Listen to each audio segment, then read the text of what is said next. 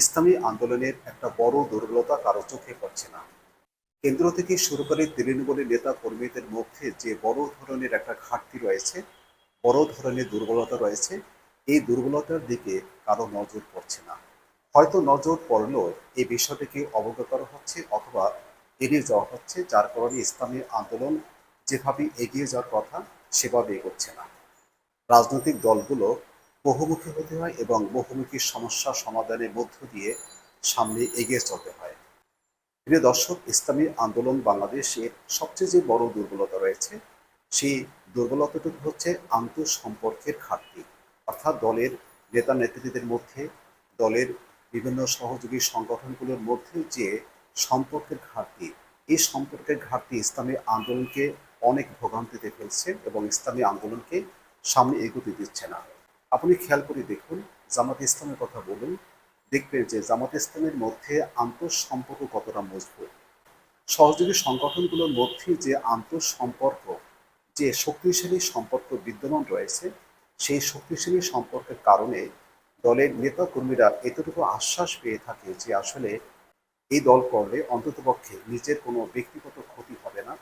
আপনাকে বুঝতে হবে যে আপনি ইসলাম প্রতিষ্ঠার জন্য যদি রাজনীতি করেন, তাহলে কিন্তু আপনাকে নেতা নেত্রীদের বা নেতা কর্মীদের মধ্যে আন্তঃসম্পর্ক জোরদার করে সামনে এগোতে হবে।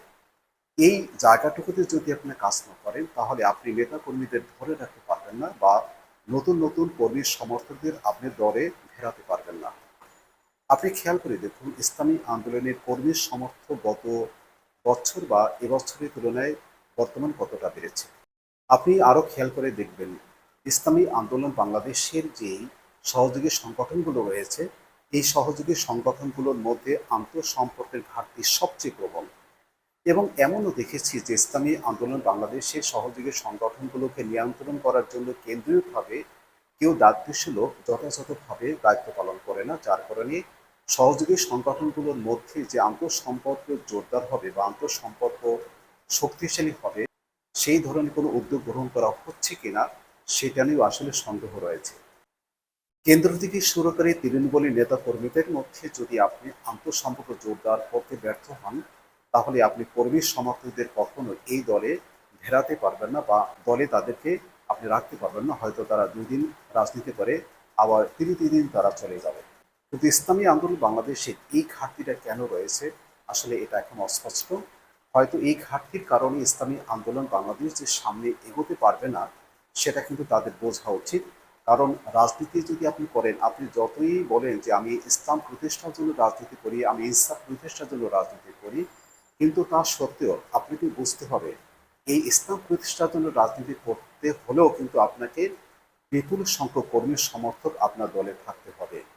কিন্তু আপনার দলে যদি কর্মী সমর্থক না থাকে, দল যদি ভারসাম্যপূর্ণ না হয়, তাহলে কিন্তু আপনার উদ্দেশ্য কখনো সফল হবে না। ইসলামের তাগিদে ইসলাম প্রতিষ্ঠার জন্যই কিন্তু আপনাকে কর্মী সমর্থক বাড়াতে হবে এবং দলের আন্তঃসম্পর্ক জোরদার করতে হবে। দলের এই আন্তঃসম্পর্ক যদি আপনি জোরদার না করেন, তাহলে আপনি ইসলাম প্রতিষ্ঠায় ব্যর্থ হবেন এবং দলকে আপনি যেভাবে সামনে দেখতে চান সেইভাবে কিন্তু আপনি দেখতে পাবেন না। হয়তো আপনি একটা নির্দিষ্ট কাঠামোর মধ্যে আটকে থাকবেন।